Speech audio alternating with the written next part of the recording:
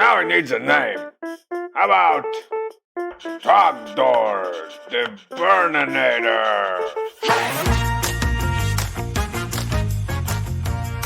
Welcome to The Internet Says It's True, a show where we learn something new every week. For new listeners, thanks for finding the podcast. For regular listeners, welcome back. Last week's episode was an interesting one about the time we accidentally dropped a bomb on South Carolina and darn near nuked a community. This week, we've got something else, another type of minor catastrophe, and it comes to us from Josh. Hey Michael, this is Josh from Kansas City. I recently learned that when Adobe made Flash obsolete, it took down an entire train system. Can you do an episode about that? Thanks. I do not know what this is referring to, so let's give it a search. Whoa. Okay, this is a fascinating story. This is the exact type of thing I'm looking for this podcast. And finally, we have a contemporary story. This happened this year. The headline of this story says, when Adobe stopped Flash content from running, it also stopped a Chinese railroad. Firstly, if you weren't an internet user in the early 2000s, you really missed out on the best part of Flash. I'll try to tell this story without making it super boring for the people who aren't into internet programming stuff. I'm not. I'm just familiar with Flash because all of the internet media it created. Around the time I was in college, there was a huge internet phenomenon. One of the first internet-based regular cartoons, it was called Homestar Runner. Dear Strongman, why doesn't Homestar ever wear pants? It's kind of creepy how he walks around with no pants on all the time. Anyway, blah, blah, blah, blah, blah, blue. I don't care, just get him some pants. Homestar Runner was a comedy series made by Mike and Matt Chapman, and it starred this main character, Strongbad. He was based on a character from an obscure wrestling computer game. He would basically just answer people's mail, and it was always something funny. They were short-form animated videos and some of the first viral content. They continue producing videos to this day, but they really saw their heyday in the early 2000s. Here I go once again with the email. Every week I hope that it's from a female. Oh man, not from a female. Hey Strongbad, can you draw a dragon? I want to see your skills of an artist. The Strongbad cartoons on Homestar Runner were Flash-based animations. Flash is this file format and platform that was used to create simple animations. They were known for being able to use very small file sizes and load quickly in the early days of the internet, when internet speeds were just a fraction of what we have today. Most of them just played when a video was loaded, but some were made to be interactive, such as the popular Frog in a Blender Flash animation, where you see a frog swimming in water in a blender, and you have the option to press the button to turn the blender on. Frog in a Blender has hundreds of millions of views since its release in 1999. It was the popular choice for web-based games, like online casinos. One of my favorite Flash-based websites was called You're the Man Now Dog, which was just a site where people could upload their own full-page Flash animations that were always loud, bright, flashing, and put into a never-ending loop. That website still exists, by the way. Their most popular page was just a recording from a radio show called How to Prank a Telemarketer. Yes, can I speak with Tom Mabe? Who's calling?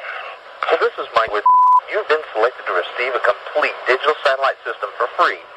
With this, you're going to... Let me ask you something. Did you know Tom Mabe? Were you a friend of his? No, I'm not. I'm just calling to... Hold that thought. Hold on 1 second, all right? Hey, guys, get really good pictures of the body. Yeah, and dust everything down for prints. Mike, you there?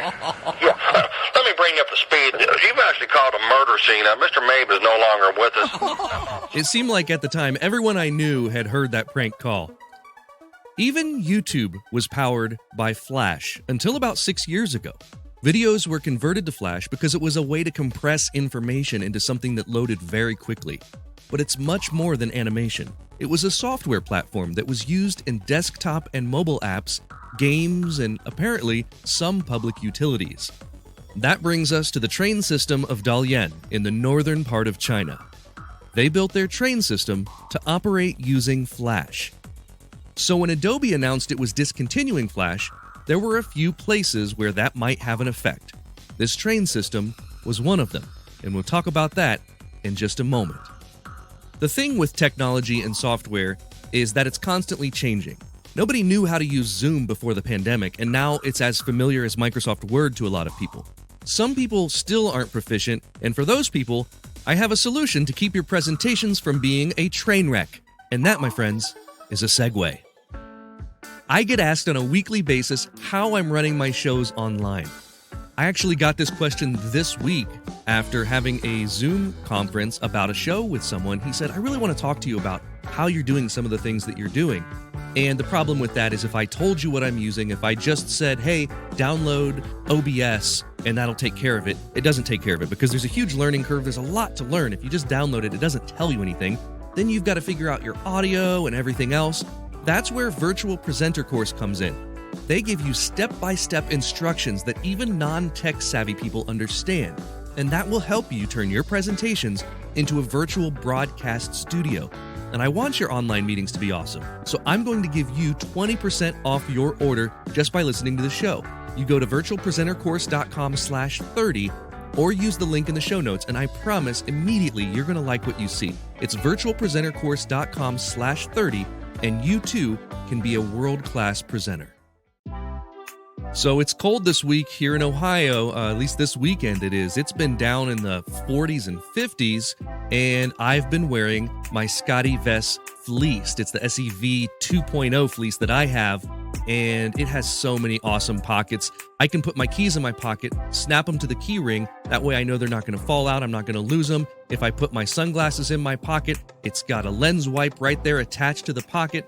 The pocket that holds my phone has like a clear plastic window so I can operate my phone without removing it from my jacket.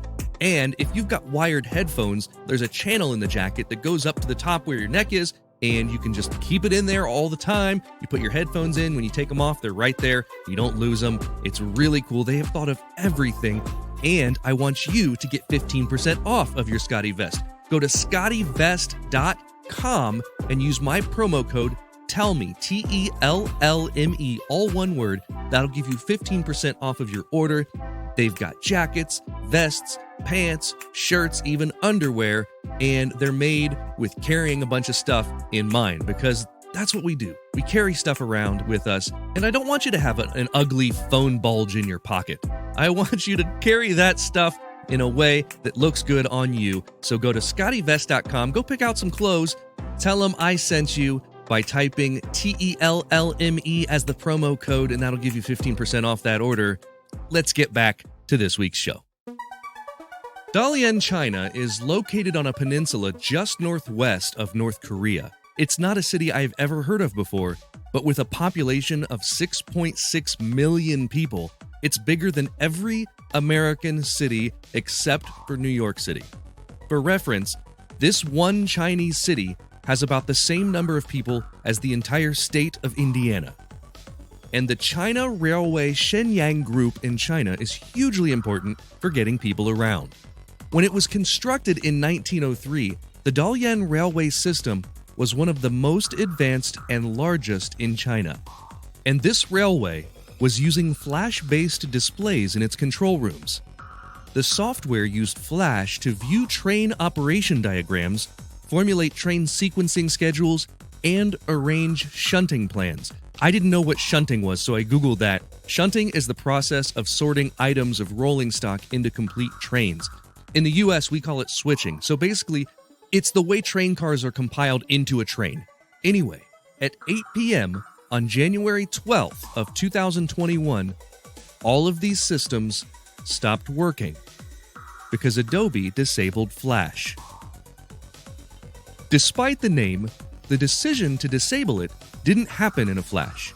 It might be the slowest obsolescence in software history. They announced in July of 2017 that they would be disabling Flash. Adobe acknowledged that it had served its purpose but wasn't needed anymore. More powerful open source platforms like HTML5 and CSS3 had made it weak by comparison. Not only that, a more efficient web standard was needed for the many platforms that web content needs to be displayed on: tablets, phones, desktops, and train control panels, apparently. While they announced its demise in 2017, they waited quite a while to announce when that would be. Finally, Last June of 2020, Adobe announced Flash's death date. It would no longer be supported after December 31st, 2020, and would completely stop working on January 12th of 2020. This was because if you had kept your Flash software up to date, they had built a kill switch into it. So starting on January 12, if you tried to view anything in Flash, you'd see a message that said Adobe Flash Player is blocked. And so that's why at 8 p.m. that night, 8 a.m. here in Eastern Standard Time, on July 12th, the trains stopped running. All of the software to run them was inoperable. In the 3.5 years since the announcement of the end of Flash, no one bothered with updating their system software. So for 20 hours, all the way until 4 p.m. the following day, no trains ran on the Shenyang system in Dalian. So you may be wondering how they solved their problem. They could have hired a crack computer whiz to build a new system based on software that's still supported in that 20 hours. Sorry, no. Here's what they did. Get this. They found a pirated version of the Flash software, a ghost version it was called, to get the trains back on track. So there you have it. Obsolescence problems require obsolete solutions. Now it's time for the part of the podcast where I call a friend and quiz them, and today I'm talking with comedy magician and host of the Penguin Magic podcast and Twitch streamer, Eric Tate. You may recognize Eric from Ships of the Northern Fleet or Penn and Teller Fool Us. He is a buddy / nemesis of mine here in Columbus. Eric Tate, good to have you on the podcast again, man. How have you been? I've been great. I am currently trapped under a tiny dog who's very sleepy. That sounds like a Sunday morning to me. It's a great thing. That is the best way to start Sunday morning. I got up early this morning from my dogs. They just woke me up and wanted to get the day going, and I don't mind it. I'm on my second cup of coffee, and you've been on the podcast before, but I think it's been a while, and I'm not sure if you have been on the podcast. Have you been on since we renamed it to The Internet Says It's True, or were you back on Tell Me What to Google? I was back on Tell Me What to Google. Oh, well, so I was unaware of the brand shift. Welcome to this brand new, totally different, and not at all the same podcast with the same. Did you get sued by the alphabet? I didn't get sued, but what I did was the problem with having Google in the name of your podcast is that it sucks for search engine optimization. So it was a fight or flight response to the internet. It was. I'm not going to win that battle. So kind of, anything with Google, if you're searching Google for something with Google, it's not going to be found. And it made a huge difference, believe it or not. Today, our listeners have just learned this, but I haven't talked to you about it. So for this first question, it'll be a surprise. Then after that, we'll get into some stuff that's new to the listeners and to us. For this first question, we are playing for an embarrassing Facebook photo post. So if you get it right, I have to post an embarrassing photo of myself on Facebook. If you miss it, you've got to post one of yourself. Do you accept these terms, Eric Tate? Yes, I do. Okay, I can't wait to see if you get this one. In 2021, Adobe finally canceled all support for Flash, and on January 12th, it was disabled globally. Which one of these consequences happened as a result? A. YouTube crashed. B. A train system stopped running in China. Or C. Homestar Runner was canceled. I think it's the train in China. You think correctly. It is the train in China. I win again. Despite the warnings going back to 2017 that Adobe was going to cancel Flash, in Dalian, China, they didn't heed the warnings. They kept all of their routing and scheduling and displays in Adobe Flash, and Adobe built a kill switch into that on the last couple builds. So on January 12th, the trains didn't run for 20 hours. How do you run a train in a Flash program? Because the only real experience I have with Flash is like games. Yeah, so, games and animation. Was it just like a weird escape room that they were using to run the game, or just did you have to burninate enough stuff as Trogdor in order to get the trains to run on time? Trogdor the Burninator was like the mascot of the train system, and they woke up and he was just dead on the floor. And no, I think what it was the display, like the interface, the user interface, where the displays of showing them where trains were and how to move the trains and all that was somehow built in Flash. And the funniest part of this story that we just learned was to solve the problem in those 20 hours. They didn't rebuild the system. They didn't hire some crack developers they just found an older ghost version of Flash. They found a pirated version of Flash, and to my knowledge, are running that here today, 5 months later. That's hysterical. Yes. So you got that right. I will post an embarrassing photo of myself on Facebook, and I will go one step further, and I will post the words "roast me." One of my senior pictures where I am posing with my drum set. I was incredibly awkward. I was a late bloomer, incredibly awkward, all the way up into my 20s and arguably 30s. The scariest moment of my life was when I was at the optometrist, and they were like looking at my eyes because I have like a macular degeneration, like in the back of my eye, and the optometrist is saying, he's trying to like make me feel better while he looks at it, and he's like, "So what do you do for a living?" And I was like, "I'm a magician." And he goes, "Oh, you're a magician? Do you know Michael Kent? He's the reason I couldn't be in the OSU band." And that's how I found out you were a drummer in college. Was a very bitter optometrist that you, I guess, wouldn't let onto the drum line. Yeah. So that was someone. It was a very difficult thing as a drummer in the college marching band to have to like judge and make really important decisions about peers and people that I didn't know that well, but really wanted to do this thing. I was cut from the band when I was a freshman in college, and I remember that feeling, and it's horrible because the little piddly stuff that it comes down to, because you've got 40 people trying out for 3 spots, it's so minuscule. And it's the difference between like, well, this person's foot was 1 inch over this line and this person's foot wasn't. So they get to spend the next 6 months, getting all this free food and uniforms and trips. And it really stunk. But he actually did make the band, but just not when I was the squad leader. I just feel like everybody should be aware that your decisions in college could affect your friends' eyes in the future. And I think that's the major takeaway. I felt like I was in the movie Saw, and the only way out was to be like, I actually hate Michael Kent too. Let's be friends. Yeah. So are we talking about Flash for the rest of the episode? Is that what's going on? So for your Patreon viewers, since everyone who's listening to this podcast for free can't see the video, I'm flashing my dog's butt. Question 2. For this question, if you get it wrong, you have to tell me about your most embarrassing gig as a magician. Okay. If you get it right, I'll tell you a story about my most embarrassing gig doing magic. Adobe Flash was known as what before it was purchased by Adobe in 2005? A. Macromedia Flash. B. Animator Bot Pro. C. Prodigy Flash. I think it's Macromedia.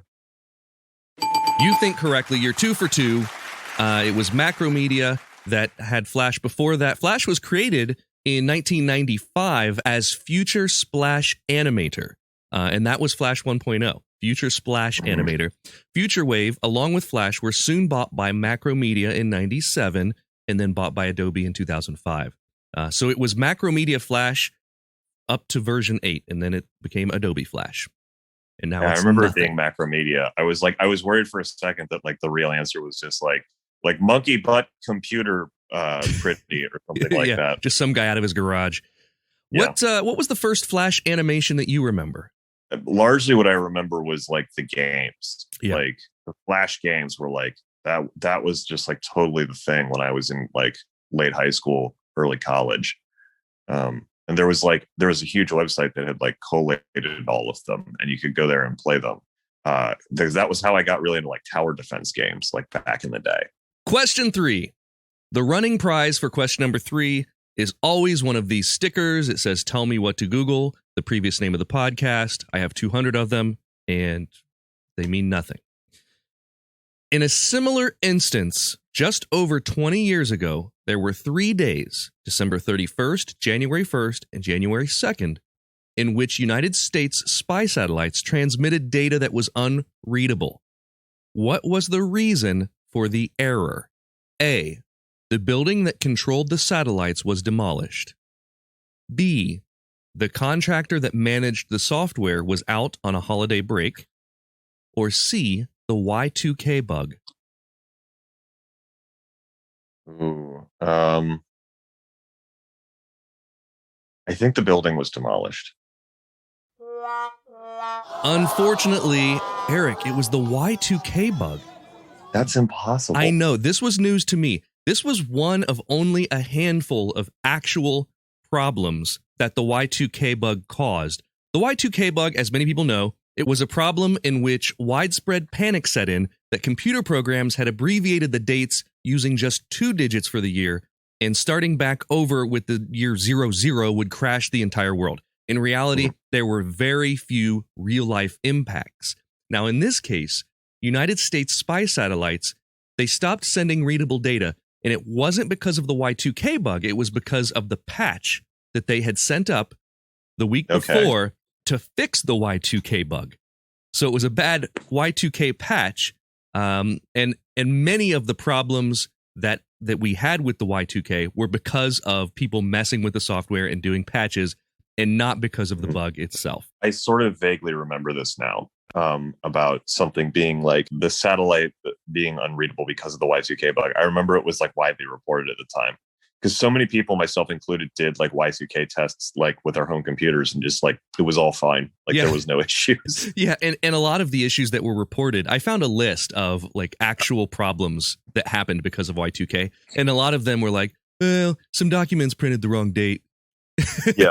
it wasn't like taking down train systems. It was little things like this. But this is a serious issue. We caused it by our panic, not because of the actual bug. So I will not be giving you one of these stickers, and I will be left with the remaining stack. Oh, okay. I'm sort of like, I'm a little glad that I have to like I got the 2 questions right, but then the one that would allow you to empty your house of useless merch is the one I got wrong. And I'm like, I'm pretty pleased with that outcome. You don't need my leftover crap? Okay, fine. Well, you'll hopefully be on the podcast again sometime soon, and we'll try again. So this is question 4. We're playing for an audio Easter egg. This is where if you get the question wrong, you have to say a hidden phrase of my choosing somewhere in the next episode of the Penguin Magic podcast. If you get it right, I will say the same phrase on next week's episode of this show. This week, the phrase of my choosing is, quote, "Say what you will about Burgess, he would have never done that."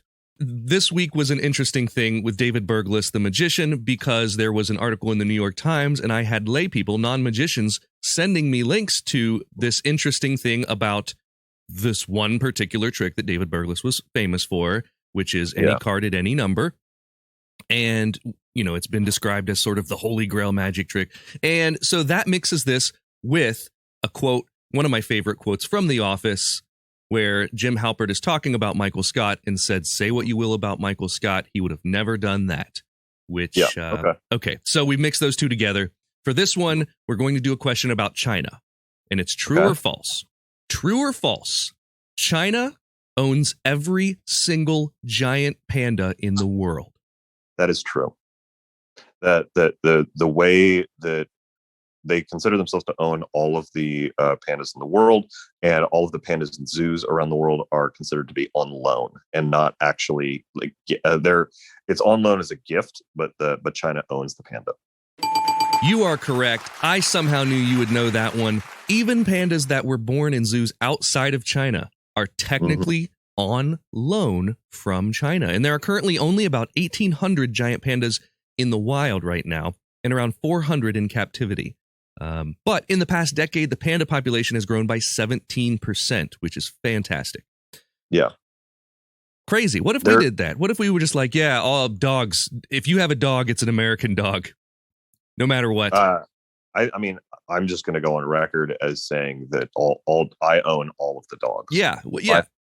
I'm terribly irresponsible, but I own all of the dogs. They're all over the place. I've got a couple of your dogs on loan, and I'm just going to take care of them till they die.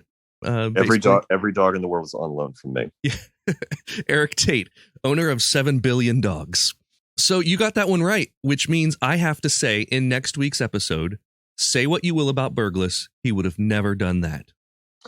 I'm writing a magic book right now, and there's a footnote in that book in which I speculate that the Burglas effect is just getting people to agree to say that they saw an amazing trick, and that the no actual trick actually occurred, and that he was like, if you just say this, we can do drugs together.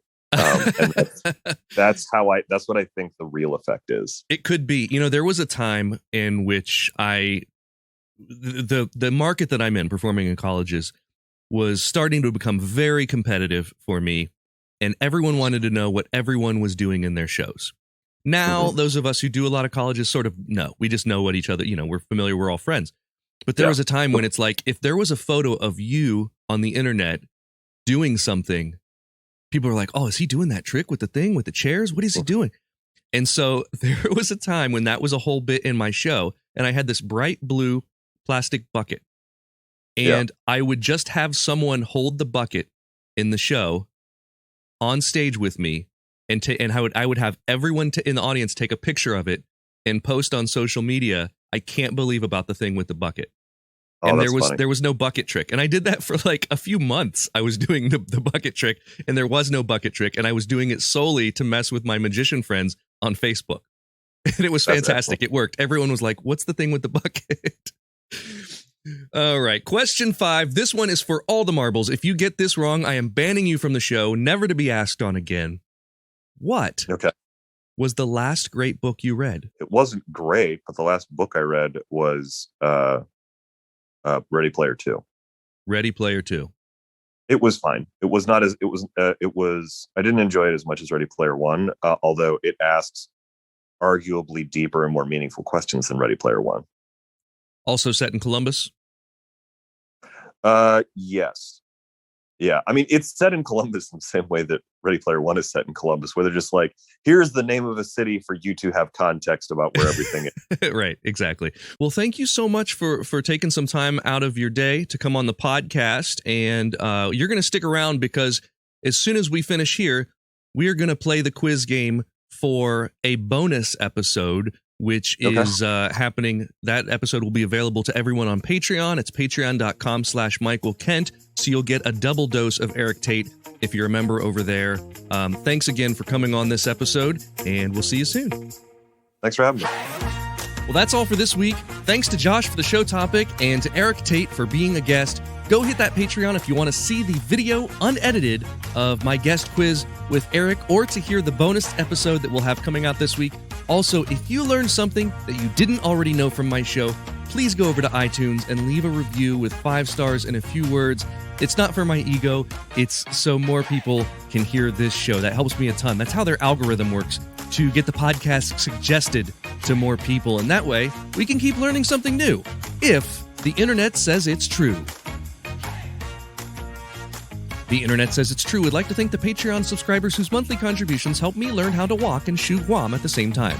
Sean Brown, Catherine Morgan, Taylor Hurt, Tony Ford, Bryce Swanson, Mitch Joseph Kemplin, Andrew Joseph Kemplin, Eugene Anderson, Matt McVeigh, Jim Martin, Joanne Martin, Josh Von Allen. The show is written and produced by me, Michael Kent. The theme song is by Finite Music Forge, and additional music this week was from Bobby Richards. All audio clips in this episode are used for educational and commentary and used under Fair Use Title 17 U.S.C. Section 107. You can listen to past episodes by searching for The Internet Says It's True wherever